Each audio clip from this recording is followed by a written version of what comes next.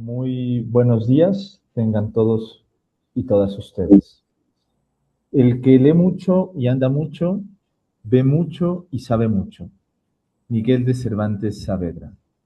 Buenos días, soy el doctor Salvador Lira y el día de hoy, martes 14 de abril del 2026, les damos la más cordial bienvenida a docentes, alumnos y directivos, así como al público en general que nos acompañan a la tercera sesión del Seminario de Literatura Mexicana en el marco del Año de Margarita Maza, organizado por la Dirección General de Educación Superior para el Magisterio y el comité organizador aquí presente.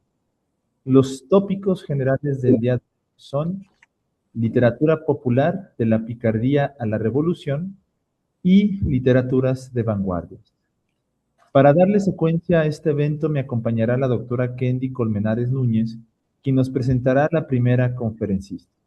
Adelante, doctora. Muchísimas gracias. Bienvenida. Muchas gracias. Buenos días tengan cada uno de ustedes. Es un gusto esta mañana presentar a nuestra distinguida docente, la doctora Mónica del Consuelo Morales Díaz. Recibimos muy contentos y con un aplauso virtual a nuestra estimada doctora Mónica del Consuelo, el cual damos el tiempo. Pues muchísimas gracias por la presentación, pero gracias por la asistencia y por la gran intención que tenemos todos por abonar y aprender en este seminario de literatura mexicana en el año de Margarita Maza. Pues bien, inicio mi participación con una frase de Salvador Novo que dice: la picardía tiende a romper la solemnidad de una situación y conducirla a la alegría de la vida. Es una expresión que iguala a los desposeídos de una fortuna con los ricos, los poderosos, con los cultos y también con los pedantes.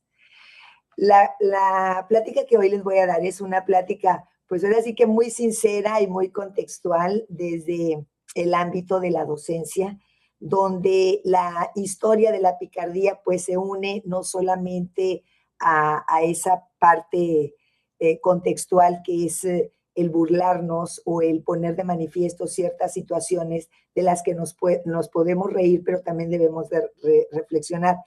Es la historia de la picardía, es la historia de un humor, de un humor negro, de una sátira, pero también que son consideradas como una resistencia en la literatura mexicana.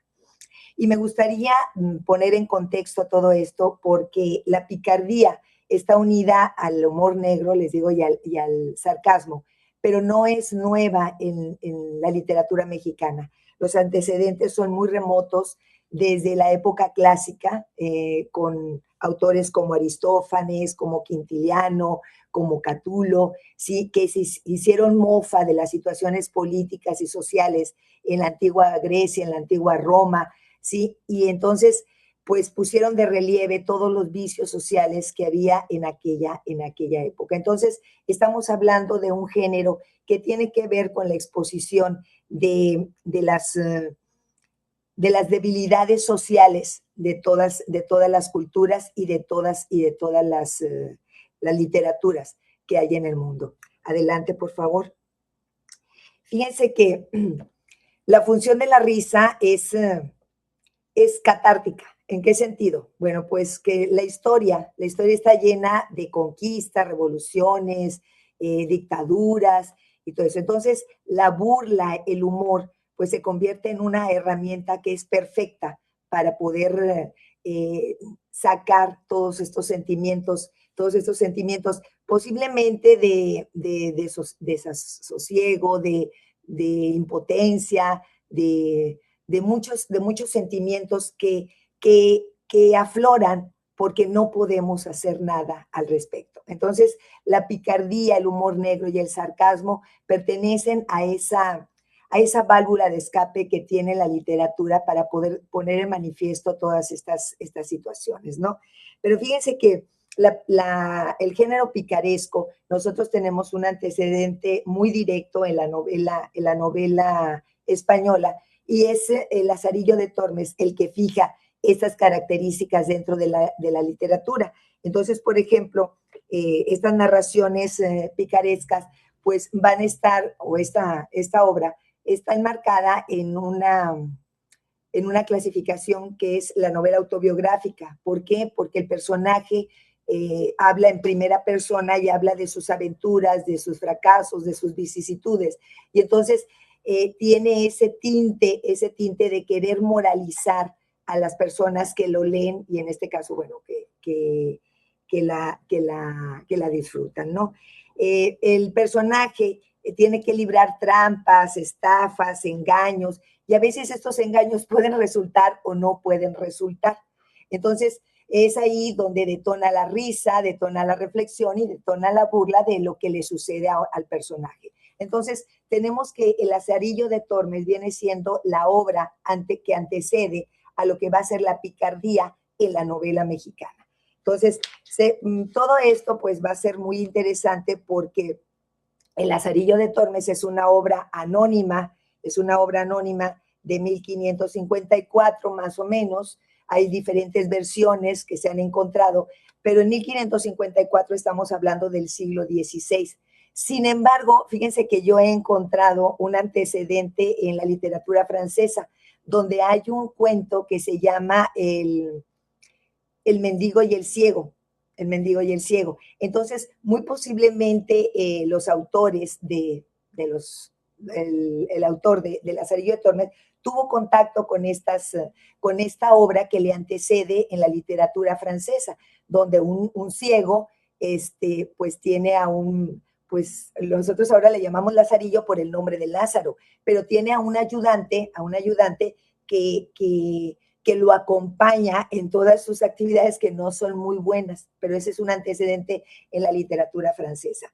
Ahora, también, por ejemplo, tenemos otros antecedentes en la literatura española, como es la historia de la vida del Buscón de don Francisco de Quevedo y Villegas, que es el padre del conceptismo en la literatura española, donde hace toda una apología de lo que es el determinismo, de que, bueno, pues el que nace mal tiene que terminar mal.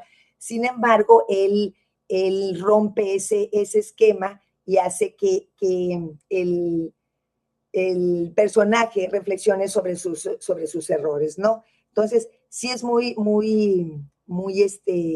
interesante estos antecedentes que son como el escalón donde se apoya la novela picaresca mexicana.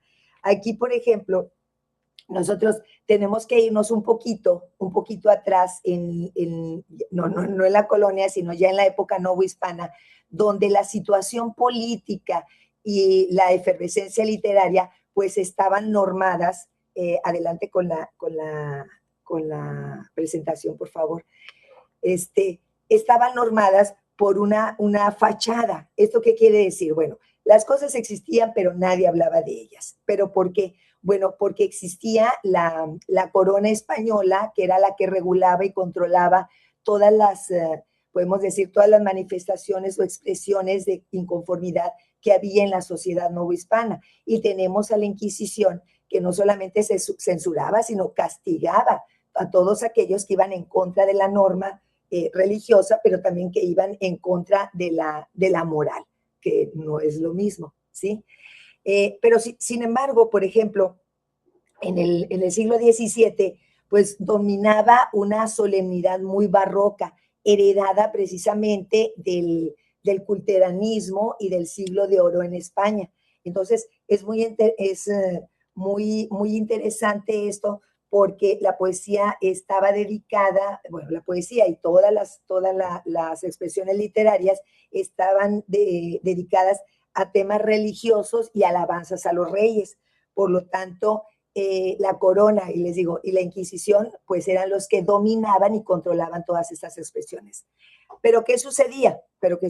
Había un submundo literario. Este submundo literario, desgraciadamente, dentro de las investigaciones, tenemos una investigación de ahorita me voy a acordar, de un autor del Colegio de México que habla sobre la literatura clandestina. Entonces tenemos que ir a los pastines. Los pastines eran pequeños papelitos que podían ser escritos a mano, ¿sí? y la mayoría eran a mano, porque recuerden que la imprenta pues no se daba abasto en el Nuevo Mundo para poder imprimir aquella, y aparte era muy caro, imprimir toda la producción que se tenía que hacer. Entonces aparecían estos pues papelitos que se pegaban en el Palacio Virreinal, en los templos, en las plazas y todo eso, y que iban en contra precisamente de todas estas arbitrariedades que tenían los españoles, ahora sí que españoles venidos a menos en América, y que al llegar aquí a México, pues resulta ser de que ya eran grandes señores.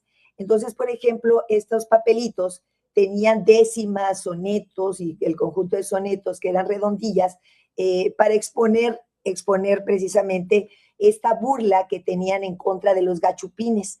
Entonces, porque así se les nombraba. Entonces decían que el mar, en varios de ellos se exponía que el mar y el agua salada era muy purificante, porque partían del puerto de Cádiz siendo un Carlos, un Pedro, un José, llegaban aquí al puerto de Veracruz y ya eran don Pedro, don Juan, don Pablo. Entonces, el simple hecho de llegar a América ya se sentían superiores, y entonces aparece la palabra el don, ¿no? Entonces, se burlan mucho de eso, y entonces eran pequeñas letrillas que se burlaban de estos españoles ridículos que venían aquí a México, y entonces hacían todo para aparentar que en España tenían tierras, que en España tenían posesiones, e intentaban casarse con las hijas de los nuevos hacendados y terratenientes aquí en la Nueva España. Entonces, es muy interesante todo esto, porque dentro de las investigaciones que hace el Colegio de México y la UNAM, dentro de sus estudios literarios, pues hablan de estos papelitos que aparecían. Sin embargo, han llegado muy pocos, los conocemos a través de relatos, pero también, fíjense, algo muy interesante, van a aparecer muchos relatos a través de los archivos de los jesuitas, pero hasta 1750 y tantos, cuando la expulsión, cuando los jesuitas tuvieron pues sí, una campaña en contra que va a desencadenar su expulsión. Entonces ellos, todos estos pastines los llevaban a la Inquisición para decirles, miren, todo lo que están hablando y son mentiras, ¿sí? Entonces ellos sí documentaron todo esto. Por eso es que tenemos esto. Adelante, por favor. Y entonces tenemos que pensar en que había en la época novohispana, que es México barroco, aquí en México, pues vamos a tener dos manifestaciones. De esas dos manifestaciones, una estaba dada por los pasquines, que eran totalmente anónimos, y también estaban dados por Mateo Rosas de Oquendo, que resulta ser de que él era una persona muy allegada a los virreyes. Él no es mexicano, es español, pero que se asienta en España, y pues él escribe sobre todas estas, podemos decir, pues sí, ridiculeces que hacen los cortesanos valga la redundancia, en la corte del virrey, ¿no? Entonces, tenemos como esos antecedentes. También, por ejemplo, en la institucionalidad, eso es, los pasquines y esas publicaciones que salían de manera pues libre, a veces estaban impresas, y otras ocasiones pues eran manuales, pues eran en la clandestinidad, ¿no? Era en el por abajito del agua, ¿no? Decir todas estas cosas, porque pues eran censuradas. Pero en la época barroca nosotros tenemos un antecedente muy importante, que es Sor Juana Inés de la Cruz. Sor Juana Inés de la Cruz, por ejemplo, ella hace una sátira impecable en todas sus obras, ¿sí? En todos sus sonetos, y que nosotros conocemos como redondillas y todo eso, ella va a exponer los vicios sociales. Entonces, va a hablar en dobles sentidos, ¿sí? Va a tener la habilidad literaria e intelectual para poder decir lo que ella quería con las palabras que otros o muchos no entendían. Entonces, va a tener dobles sentidos. se burla mucho de la doble moral que tiene la sociedad novohispana. Su poema más famoso es el de Hombres necios que acusáis a la mujer, pero tiene otros donde, por ejemplo, alaba el intelecto femenino, ¿sí? Y entonces se burla de aquellas personas que se ponían más entendimiento en la belleza que belleza en el entendimiento, ¿no? Entonces, es una burla muy, muy velada, pero ya lo tenemos en un sarcasmo muy delicado que ya la tenemos en las obras de Sor Juana, ¿sí? Y estaba otra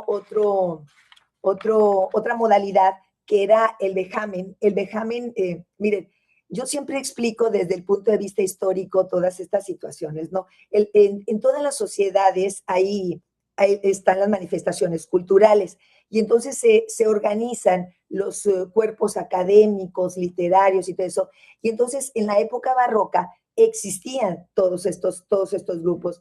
Y entonces, una vez que se hacían las contiendas literarias, por ejemplo, de poesía, de cuento, de novela, entonces había una persona que se dedicaba a como a dar el resumen de todo esto. Y entonces, ¿qué era lo que pasaba? Al final de estos certámenes se hacía un poema festivo, se elegía uno de los poetas y se hacía un poema festivo, con el propósito de destrozar, así se los digo, destrozar intelectualmente o académicamente a los participantes. Y tú dices, a ver, ¿cómo? Si era un momento literario, académico, universitario, ¿por qué había esto? Bueno, porque a nadie le gusta perder y a todos nos gusta ganar. Entonces, en ese afán de querer ver a todos contentos, pues la burla es el detonante para que la gente se ría hasta de sus desgracias, ¿no? De no haber ganado. Entonces, estos ejercicios permitían a la rígida sociedad intelectual barroca tener una válvula de escape y ser permitido reírse de sí mismos. Sí, entonces, adelante, por favor. Y entonces, ¿qué va a suceder? Fíjense que hay un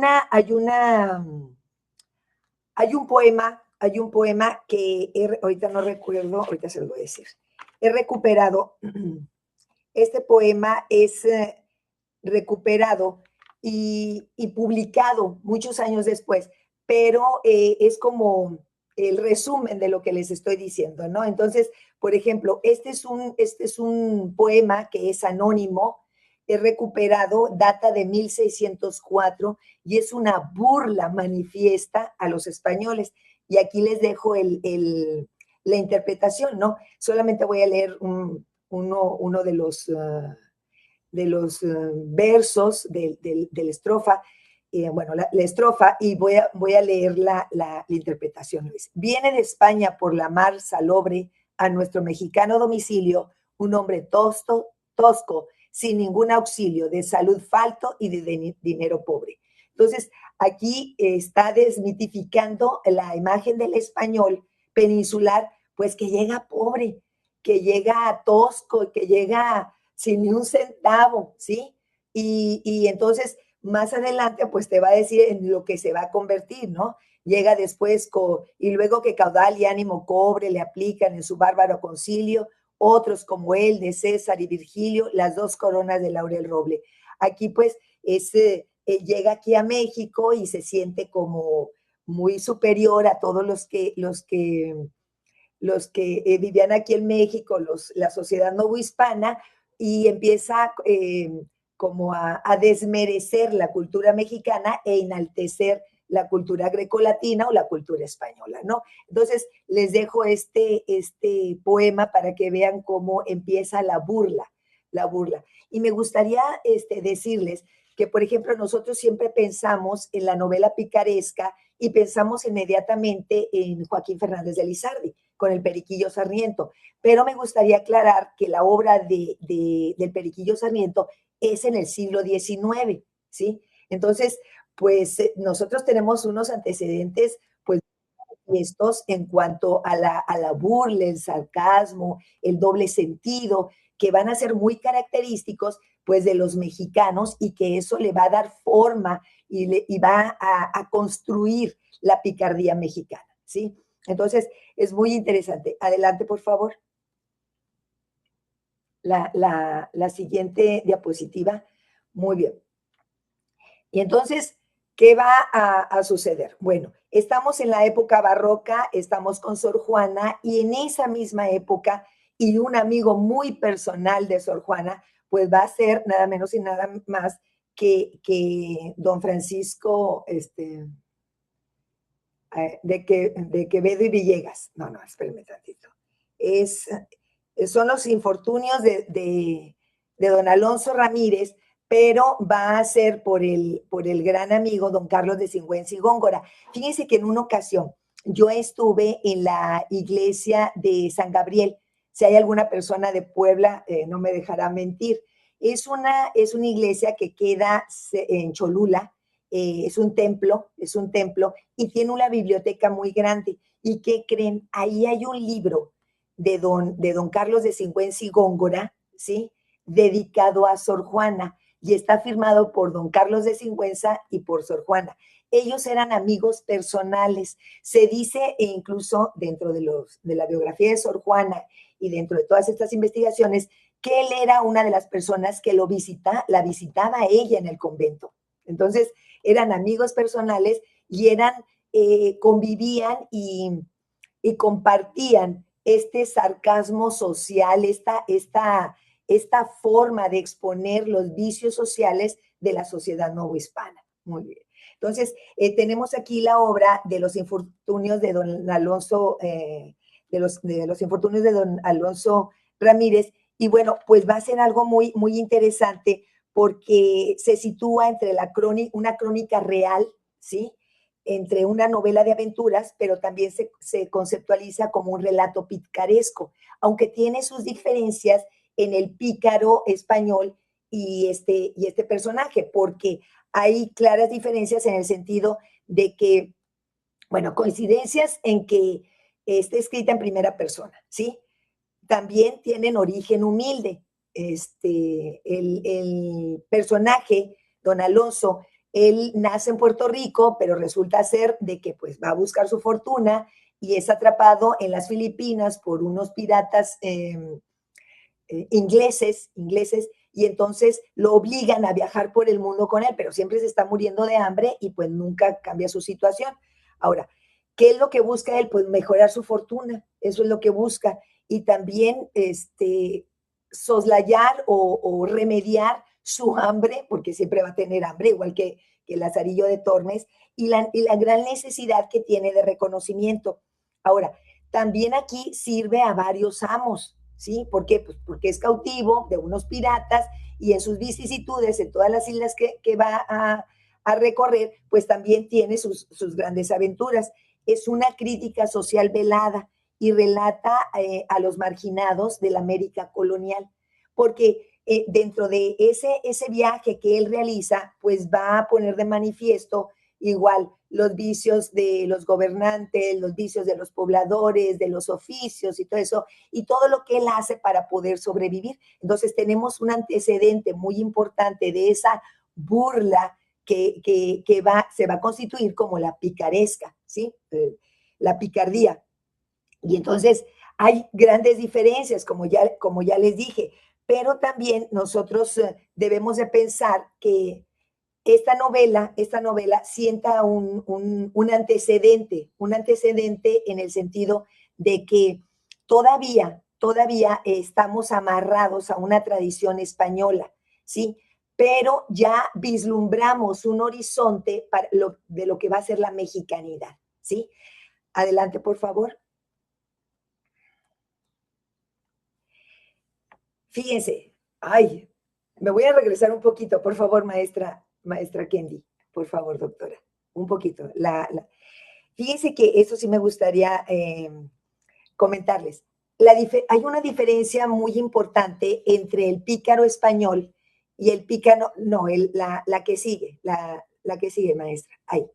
hay una diferencia entre el pícaro español y don Alonso, que es podemos decir, el antecedente del pícaro mexicano. En primer lugar, porque don Alonso no es cínico, ni tampoco es tranza, como decimos nosotros. Él es un fiel creyente de Dios, ¿sí? Y es leal a la corona, pero pues tiene que vivir todas estas, ¿cómo se dice? Vicisitudes. Dentro de todo lo que le pasa, le pasa, él se arrepiente de las cosas que hace el mal. Lo que no sucede con el pícaro español. Eso no sucede. Por ejemplo, Lazarillo de Tormes no se arrepiente de todas las tranzas y de todos los, podemos decir, pues sí, de todos los fraudes o todas las, sí, de todo lo que hizo, no. En cambio, don Alonso él reflexiona de todo lo que le va pasando, él reflexiona. Entonces, sí me gustaría pues aclararles eso, ¿no? Porque es como un antecedente más cercano a la picardía mexicana y a la novela picaresca, pero sí tiene francas diferencias entre una y otra. Adelante, por favor. Y entonces ya llegamos del siglo XVII, principios del XVIII, pues nos vamos al XIX. Y ahí es donde nace el pícaro a la mexicana, es el pícaro mexicano. Y esto se va a dar con la novela, porque así es la primera novela latinoamericana que va a ser difundida y editada y publicada por muchos imprentas y por muchos editores, que en 1816, en plena guerra de independencia en México. Eso es muy interesante, porque cuando todo el mundo estaba pensando en la etapa armada y todo eso, pues Fernández de Lizarde era un periodista intelectual, crítico social, crítico literario, que va a poner el dedo en la llaga y va a decir, a ver, momento, vivimos en una sociedad que tiene muchos tintes inmorales. Y entonces, ¿qué va a suceder? Bueno, pues el señor lo que hace es escribir una obra con un propósito moralizante, totalmente moralizante y didáctico, donde pues va a estar profundamente influenciado por la ilustración, ¿sí? ¿Esto qué quiere decir? Bueno, la ilustración tenemos que pensar que es la época neoclásica, donde la finalidad de educar a la gente en las virtudes, en la moral, en lo correcto, en lo ético, ya va a ser diferente. Entonces, Lizardi es un hombre, es un autor profundamente influenciado por la ilustración. Entonces, ¿qué va a hacer? Bueno, pues va a tomar la estructura de la novela de Lazarillo de Tormes, que es una obra medieval, la va a tomar y entonces va a escribir una novela donde su finalidad es didáctica y moralizante, pero va a ser una radiografía crítica de una sociedad colonial en decadencia. ¿Por qué? Porque ya estamos transitando hacia la independencia, ¿sí? Entonces, denuncia los sistemas de castas, una sociedad en decadencia, una mala educación familiar, donde la madre dice una cosa, el padre quiere imponer su voluntad, donde él es mentiroso, donde elige mal una carrera, tiene amigos que lo llevan por un descarrilamiento total. Otra de las cosas que llama mucho la atención es cómo él sortea todas estas vicisitudes, pero siempre haya la manera de salirse con la suya. Y entonces expone también, por ejemplo, a los médicos charlatanes, porque él va a ser uno de ellos, abogados corruptos, clérigos hipócritas que dicen una cosa y se apegan a ciertas normas de la moral, pero en su vida privada hacen otras cosas, ¿no? Entonces, sí es muy interesante porque en esta obra va a ser un retrato social de un México de principios del siglo XIX. Entonces, las obras literarias no solamente se deben de exponer desde el punto de vista estético, sino también tenemos que tocar nosotros, los docentes en la licenciatura en español y todos los docentes tenemos que exponer realidades contextuales, ubicar las obras en un tiempo, espacio, contemporáneos, comparar las influencias, los momentos históricos que marcan a los autores, y entonces es así como nosotros podemos expresar y podemos explicar las obras. Entonces, Joaquín Fernández de Lizarde es un hombre neoclásico totalmente, sin embargo, toma el modelo medieval de Lazarillo de Tormes para explicar una realidad que se estaba dando en la época independiente, cuando inicia la Revolución de la Independencia, ¿no? Entonces, es muy, muy importante. Es un antihéroe. El Periquillo es un antihéroe, ¿sí? Entonces, porque pues tiene sus trampas y su falta de honorabilidad. Entonces, pertenece a una familia pobre, venida más, o ricos, venido a menos, como quieran ustedes interpretarla. Se mueve siempre por el hambre, ¿sí? Y la otra es de que siempre va a querer realizar trabajos donde no tengan mucho esfuerzo. Y siempre los vicios van a estar presentes, el alcoholismo, la vida disipada con las mujeres, con los amigos y todo eso, ¿no? Sus desgracias siempre provienen de la pereza. Es flojo, es flojo. De ahí, me voy a meter en un tema un poco álgido, pero es verdad. De ahí nosotros podemos rastrear el primer antecedente de la construcción de la imagen del mexicano flojo.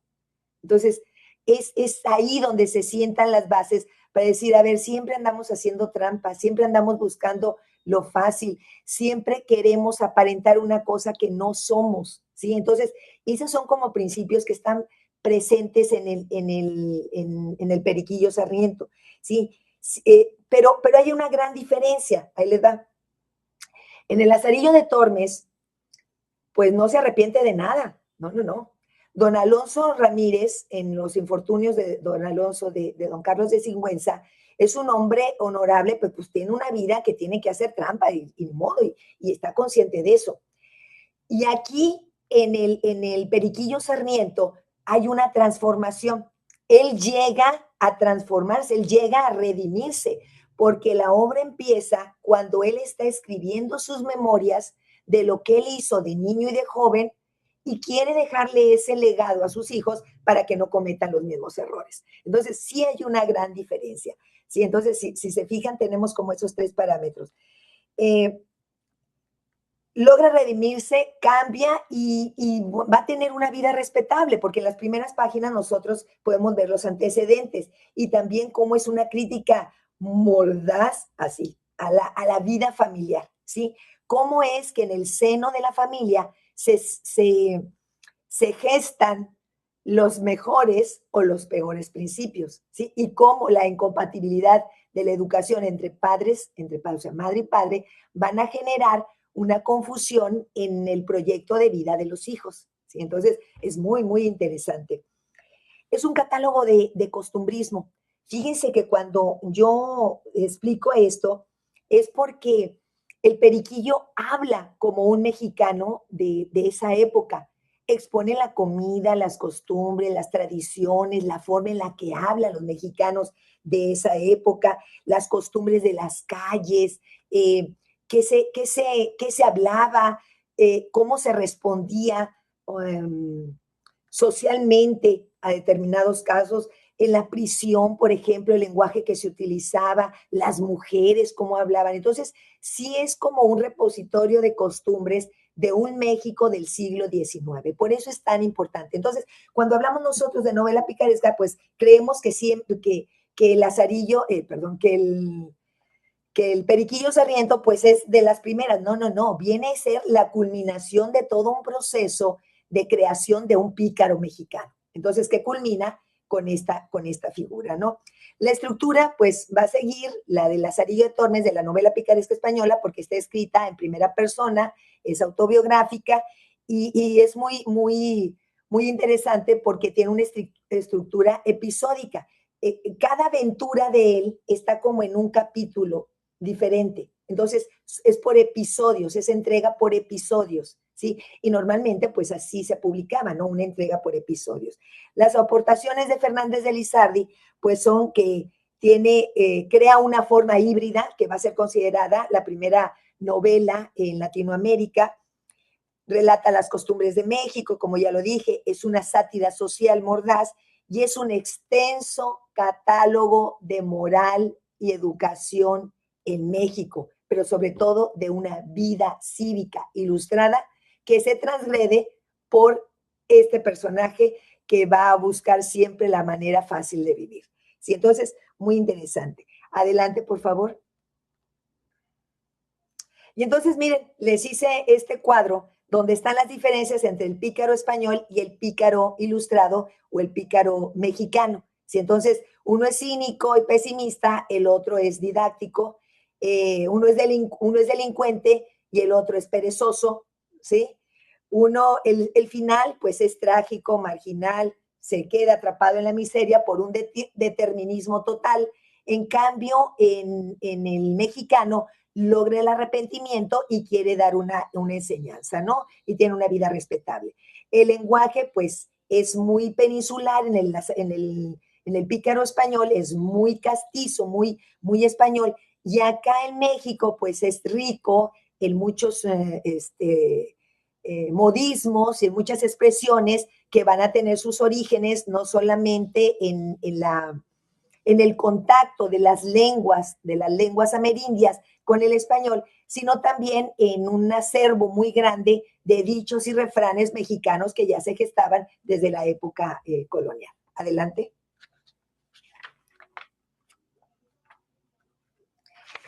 Y entonces fíjense qué curioso, ¿no?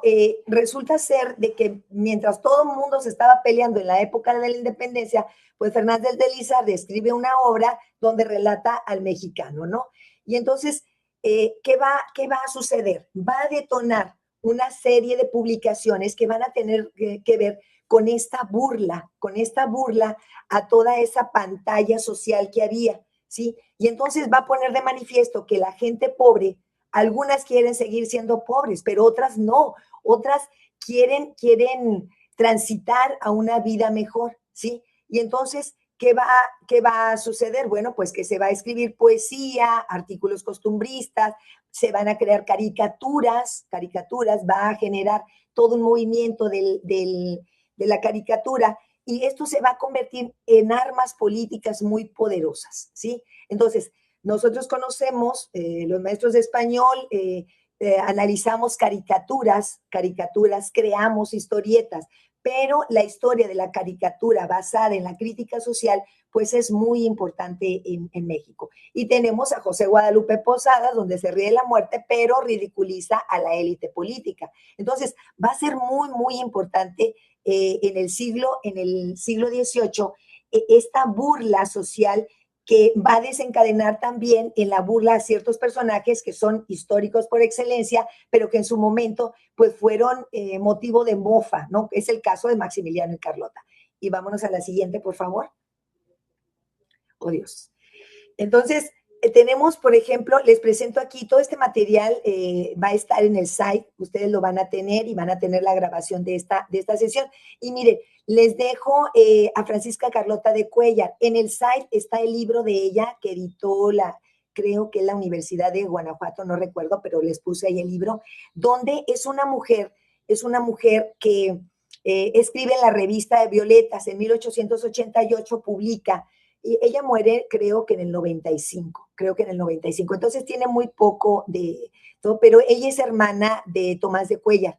Entonces tiene una formación, es maestra de música y todo eso. Y entonces ella escribe poesía y es muy interesante porque sus poesías pues van directo a la crítica y se mofa de muchas cosas y tiene tintes muy picarescos, muy de sarcasmo. Entonces, por ejemplo, tiene una poesía que se llama Cangrejos Frescos, que está en contra de las personas que les gusta la tauromaquia. Y entonces dice, ay, sí, muy españoles, pero aquí en México no se conocía eso, ¿sí?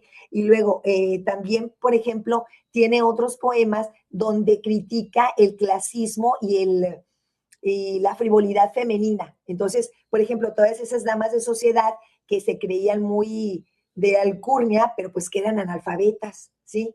Entonces, les dejo aquí, de porque sí, vanidad masculina, por ejemplo, tiene una que se llama Los Bigotes, ¿sí? Los bigotes, en ese poema, arremete contra los hombres que se casaban con mujeres jovencitas y que hacían el ridículo. Entonces, es muy interesante, les dejo el libro, ¿sí? Y contra el gobierno, apuros de redacción. ¿Saben qué redacta? O sea, ahí, o sea, ¿qué expone? La mala situación de la Ciudad de México. O sea, los baches, las condiciones pésimas de las calles, la falta de alumbrado. O sea, va a ser muy interesante porque, bueno, a través de una obra literaria, pues expone toda esta situación, ¿sí? Adelante. Y bueno, aquí está Vicente Riva Palacio con El Aguizote. Ahí también hay crítica, hay algo de picardía. Y acuérdense de Adiós Mamá Carlota, donde se burla precisamente de la salida de Carlota, la emperatriz Carlota, y de todo su séquito, ¿no? Adelante, me voy a ir más rápido. Y bueno, queriendo llegar un poquito al siglo XX, pues el máximo, es decir, el máximo en el siglo XX, pues ese es Jorge Ibargüengoitia. Pero me gustaría comentarles que Salvador Novo tuvo poesía, tuvo textos que rayaban entre el humor negro, el sarcasmo y la picardía. Y su pluma era tan importante que si Novo escribía sobre algún autor o algún contrincante, algún adversario literario, pues acababa con la carrera. Era bastante poderoso. Él fue, no recuerdo si 30 o 35 años, cronista de la Ciudad de México. Entonces sabía la vida y obra de todo mundo, ¿sí? Y conocía a la perfección, por ejemplo, la arquitectura y la cultura mexicana desde principios pues ahora sí, desde la época novohispana hasta que murió. Creo que murió en los años 70, ya casi los 80. Adelante. Y bueno, tenemos que llegar a autores contemporáneos. Y el rey de todo es Jorge Ibargüengoitia, pero también hay muchos autores ahorita, por ejemplo, como Juan Pablo Villalobos o como Guillermo Fadanelli, que tienen una crítica mordaz, pero con un lenguaje un poco más soez. En la picardía anterior, pues no se utilizaba un lenguaje hiriente, pero era crudo, pero no hiriente. Entonces, acá con esos autores, pues ya van a brincar el límite del lenguaje y entonces va a ser una crítica mordaz, pero llena de altibajos lingüísticos. Así lo quiero describir. Adelante. Aquí les dejo la curva evolutiva de la sátira y la picaresca mexicana. La van a tener ustedes. Adelante. Y bueno, la picardía sirve como catarsis. En cualquier periodo social, cultural, todo eso va a servir como catarsis. Entonces vamos, desde los pasquines clandestinos, pues hasta las formas más, ¿cómo se dice? Pues manifiestas de la literatura, como es la crítica política social. Adelante. Adelante. Y entonces es así como llegamos a principios del siglo XX, donde aparece la novela de la Revolución Mexicana.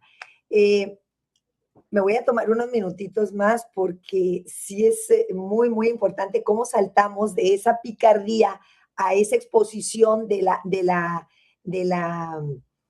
vicisitudes de los héroes y de los antihéroes y la doble moral. Cómo llegamos nosotros a la novela de la Revolución Mexicana, donde se van a poner de manifiestos, pues, muchas de las características del mexicano del siglo XX. Adelante, por favor.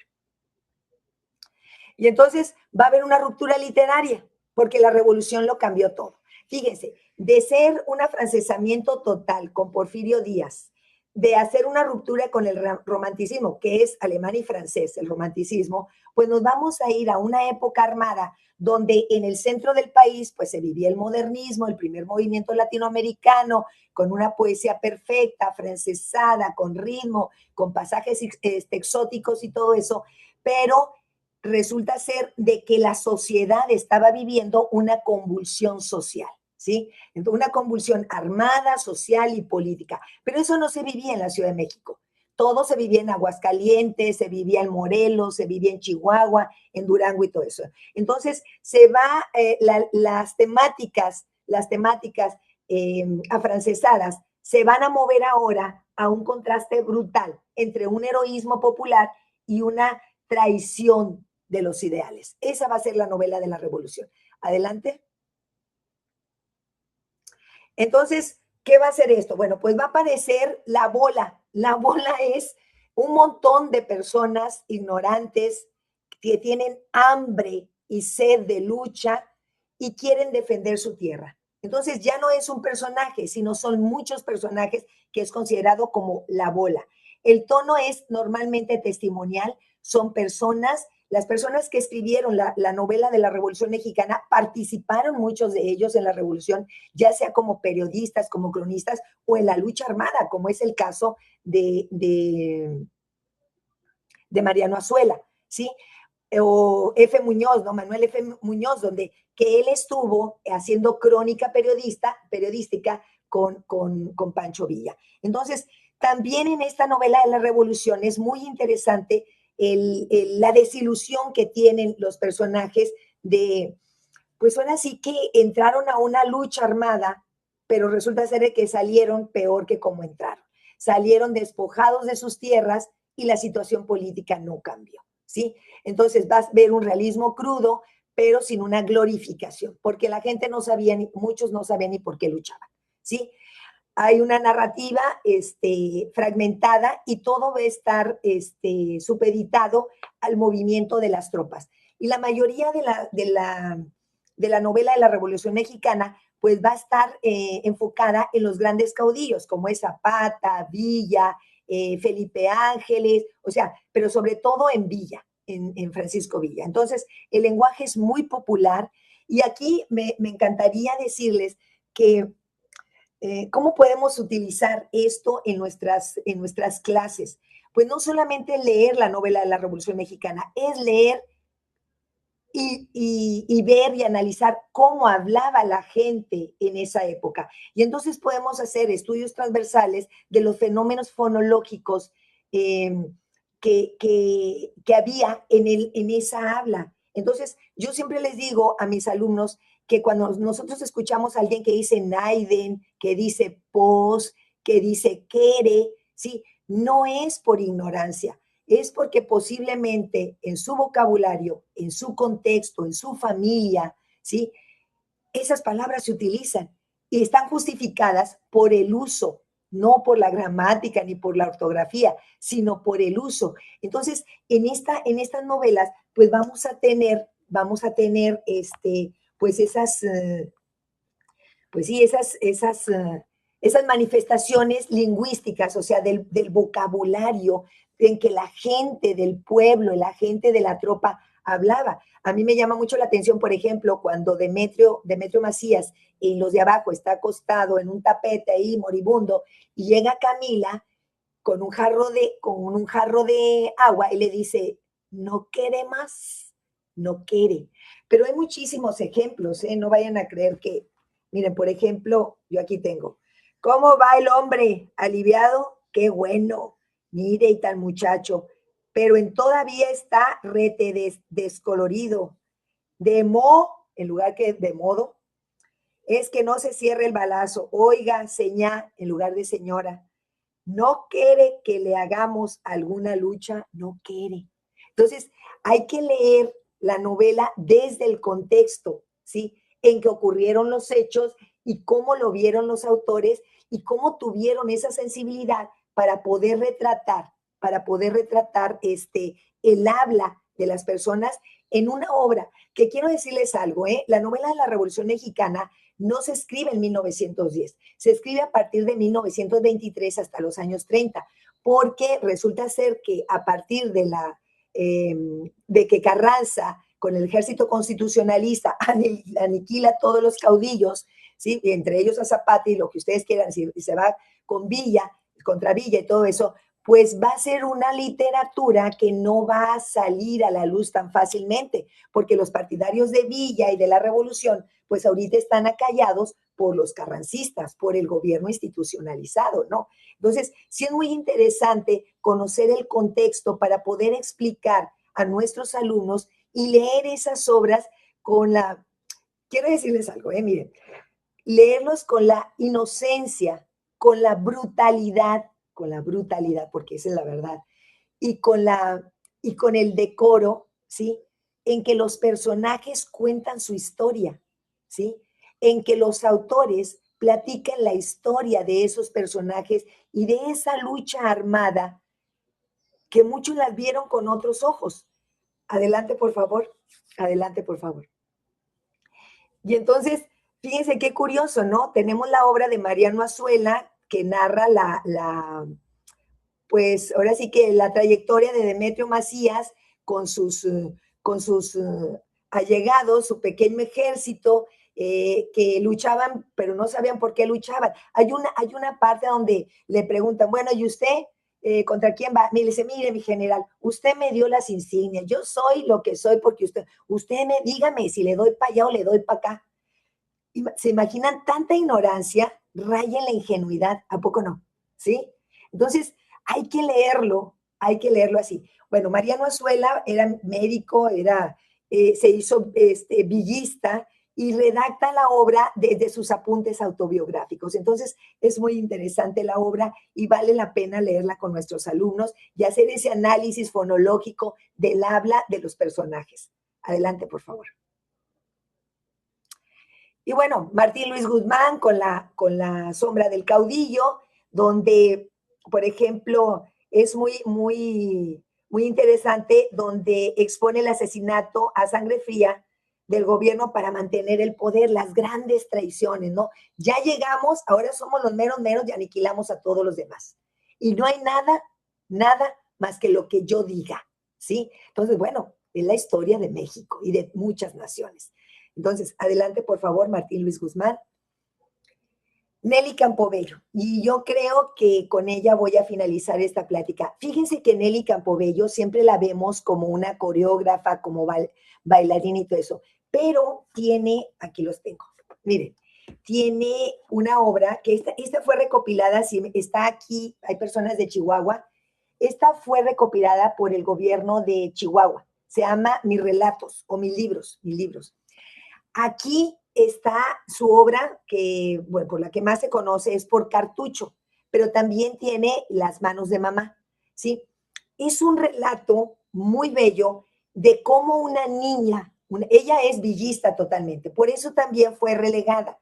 Entonces, su obra no era publicada porque después de ese caudillismo, pues viene el gobierno constitucionalista, quieren apagar todas esas manifestaciones, pero ella admira a Pancho Villa, ella lo vio desde niña.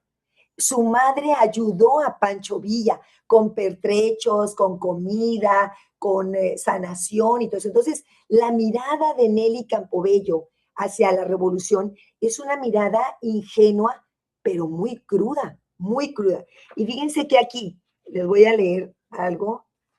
Por ejemplo, hay una narración que se llama Nacha Ceniceros. Nacha Ceniceros, se los voy a platicar, no se los voy a leer.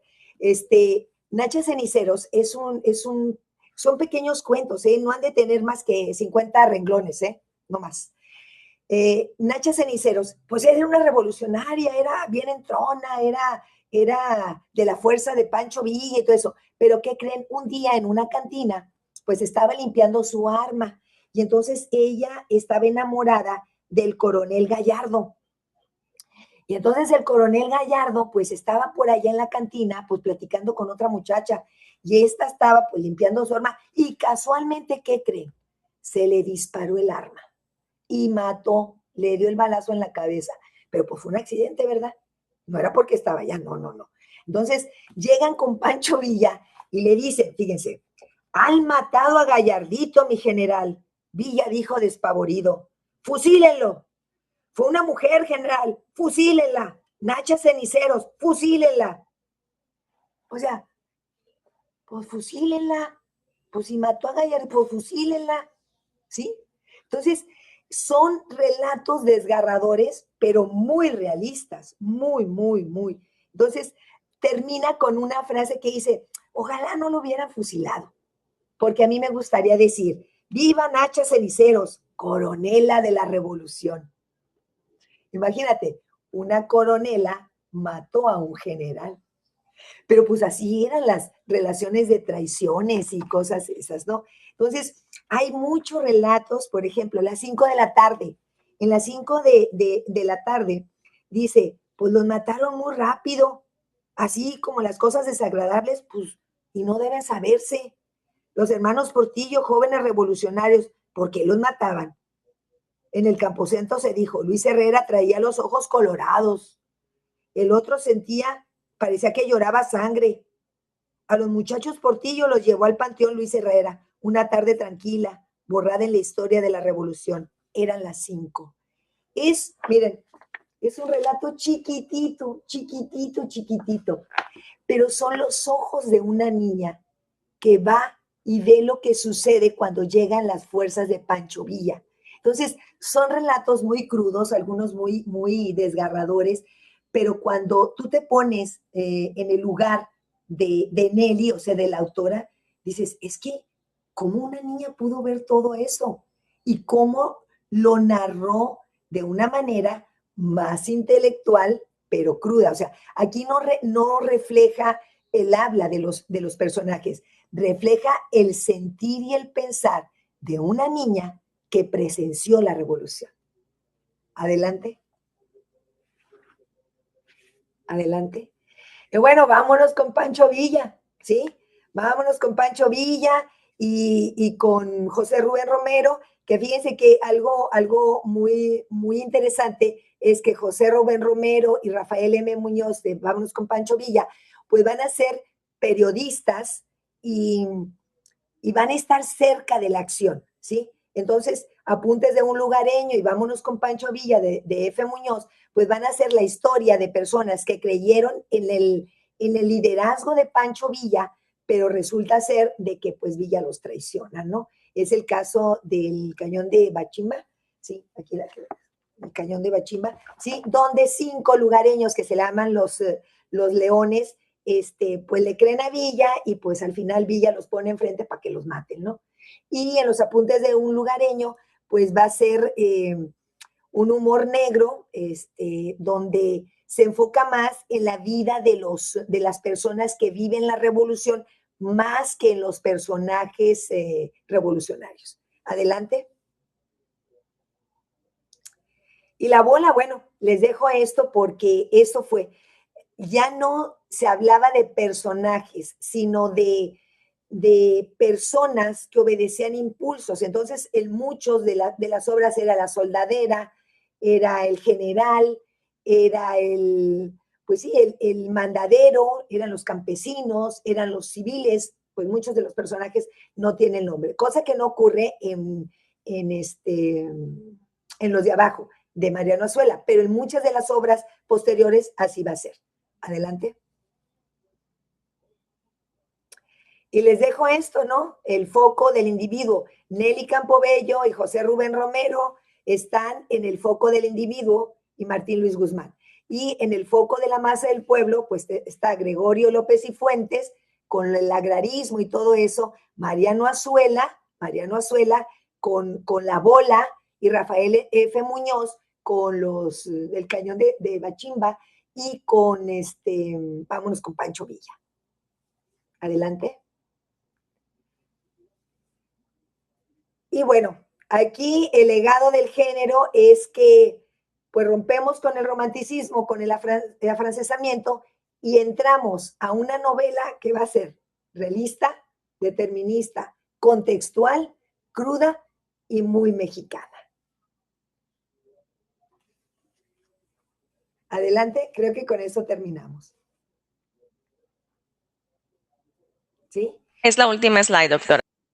Pues muchísimas gracias. Solamente me queda decir que nosotros debemos de pensar que hay una literatura nacional en el sentido que en su momento no fue reconocida, pero quiero decirles que la novela de la Revolución Mexicana era novela de peladitos. Por eso es que la gente no la reconocía, porque los personajes hablaban como la gente del campo. Y va a ser reconocida mucho después por su valor social, por su propuesta nacional, por ese retrato crudo y costumbrista de una sociedad que se está conformando en vistas del México que ahora nosotros somos. Muchísimas gracias. Muchas gracias, estimada profesora Mónica Morales, por ilustrarnos, por llevarnos a todo este recorrido a lo largo de los siglos, hacernos recordar también de dónde venimos y esta presencia de escritura, de humor que existe.